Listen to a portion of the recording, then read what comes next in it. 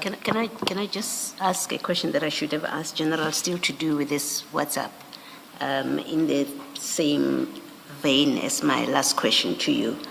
Did you inform General Shibiri? We've established he was at your house.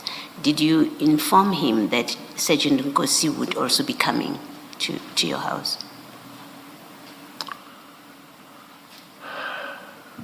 I don't remember, Chair. Yes. I don't remember. All I know is that Sergeant Nkosi was the one actually who helped me, I think, in the mornings to put things together, and then he left. Yes. And then maybe he was to come later. Sometimes he would just help and go and say, I'll come back later, but doesn't come. Okay. And to me, as long as he helped me, so I didn't discuss the issue of, I might have said actually Shibiri may come or will come. I don't want to limit myself to like, no, I don't know, I don't remember, I don't know. I'm just trying to put... You may have mentioned it. I may have. Okay. Well, the reason I ask is because if you look at that page 546, the very last message there, which is message number 8, it has General Shibiri asking, where are you? And then it say Kanji, and then if you turn to the next page, he corrects himself, and then he says Kanti, and this is a message to Sergeant Nkosi, and that message conveys that he was expecting him to be there. That's why I'm asking whether you would have told him that Sergeant Nkosi would arrive. Yes. Okay. But you say you may have. I may have, but may I comment on something? Yes, sure. The Sergeant Nkosi, Shibiri, they're also colleagues and they know each other and they're close as well.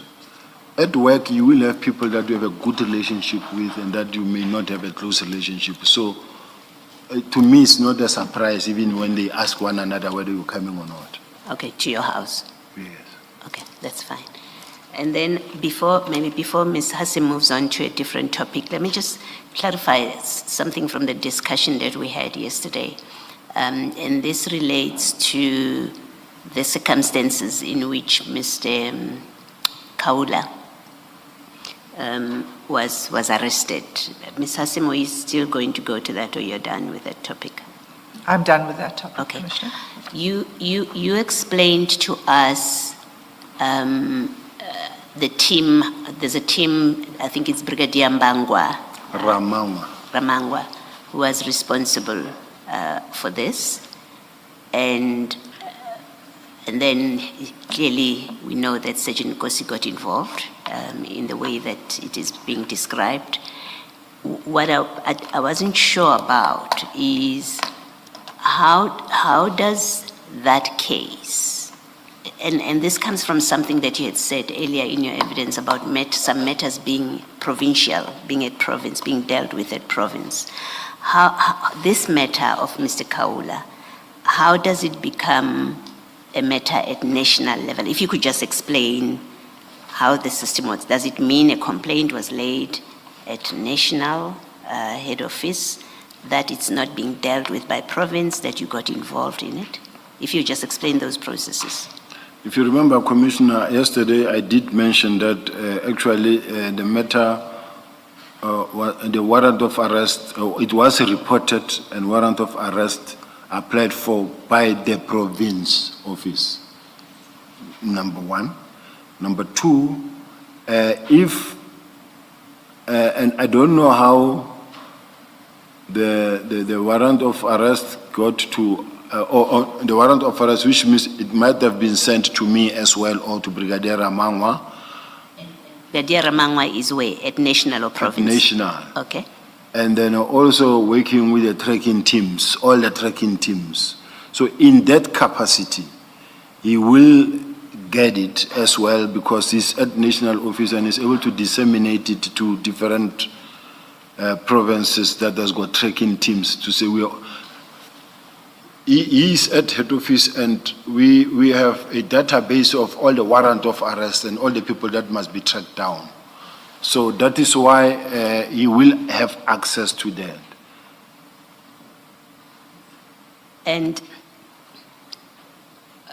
does that change? I mean, if because of where he's sitting, he then has access to the database, does that change this case from being a provincial case to being a national case? No. It remains a provincial case. It remains the South African Police Service case. When I say that, it means that... All right, please, General, let's not be facetious about it.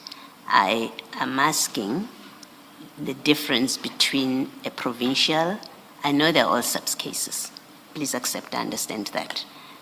So I'm asking a different question. You've said that the complaint would have been raised at provincial. I'm trying to understand, how does it escalate to become a national case that now Ramangwa is, Ramangwa, I think, is now dealing with, now Sergeant Kosi is dealing with it. Now we know, I think he said Zungu is DPCI, and I'm not concerning you about all of those. I'm just trying to understand your processes. It's a provincial case. It's now in the hands of someone who is at national, who constitutes a team to go and arrest this person. I'm trying to understand, does it change from provincial to national? Firstly, maybe let me take it bit by bit. Did this case change from being a provincial to a national case? No. Okay. But we are able to work together and become a joint project. And not only in this one, in many others. Okay. And in this case, and I'm still trying to understand your processes. I'm not saying to you yet, if I will get there, I'm not yet saying something went wrong here. I'm still trying to understand your processes.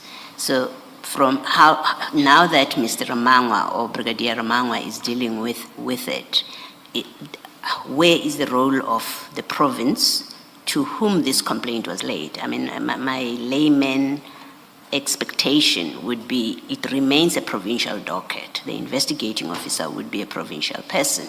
The one who constitutes team to go arrest would be a provincial, maybe assisted by national, but the in charge would be a provincial. That's my layman expectation. So I'm asking you to explain whether that's indeed what happened or this is different, and then we'll get to why. It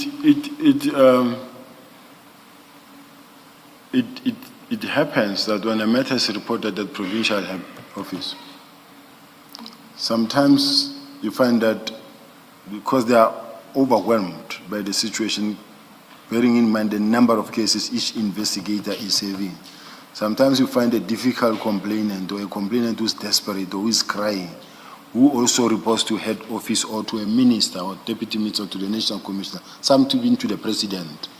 To an extent now, when head office gets involved, normally or under normal circumstances, it will come to me.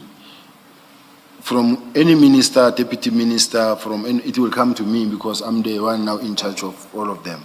Now when it comes to me, I will then also tell someone, allocate someone here at head office and say, follow up with the province and make sure that this matter gets the attention it deserves. Or if this is a matter that I see that this one we can make quick impact, if we jump in and work on it, all of us, we do that. A clear example is this one of Jerry Bushoha, Mr. Bushoha, and the one of the journalists that were killed in Mpumalanga, where the complaint comes. It's a provincial thing, but the complaint comes now to head office and say, not much has been done, please get involved, and then we get involved. That's how we got involved, not because of, So for Brigadier Ramangwa to then assume the role that he played, it would have had to come, this from province would have had to come to you first. That's correct. Okay. Did that happen in this case? I think so. It came to you first? I think so. And then you assigned him to deal with it? That is correct. And when it comes to you, through whom does it come to you? Who at province brought this case to you? Where I'm sitting, I can't remember now how it came to me. If I was in the office, I was going to ask to say, did it come through an email? Was it reported by the policeman? Did it come from the client, the complainant, or where does it, how did we get it? I would know, but at this present moment, I can't remember how it got to me, or whether it came to me, or from the province to Ramawa or to me, because they are also on the ground, they are working with the provinces. So at this present moment, I'm really not able to say that for sure it came from province to me, or from the complainant to me, or from the complainant to Ramawa, or from the complainant, maybe, I don't know if Fanny got it from who, Mr. Nkosi got it from who. So it's something that I cannot with absolute certainty say in such a way that at the later stage, then there comes a record or proof and say, no, but this is not how it happened. This is how it happened with evidence that I don't have where I'm sitting. Yeah, I think, General, that last part, don't be concerned about it for now. That's why I first asked you about processes. The way I think part of the evidence that we've had and emphasized over and over is there's a command structure. You know, people don't just go about doing their own thing. So I would expect, and please tell me if I'm wrong, that communication to you from province has got a structure.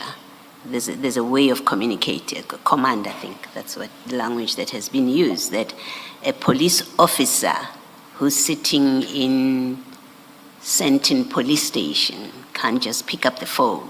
That's not how your command structure works. They can't just pick up the phone and say, General Sibiya, there is this. Am I correct in proposing that? Commissioners, the space we are working in is I don't want to say it's very funny. It's doable. It's possible sometimes for an investigator and say, I have an interference here, or it look like so and so has got interest, or the people I'm working with, some of them are close to this type of a person or around that, and say, can you take this docket? I don't mind.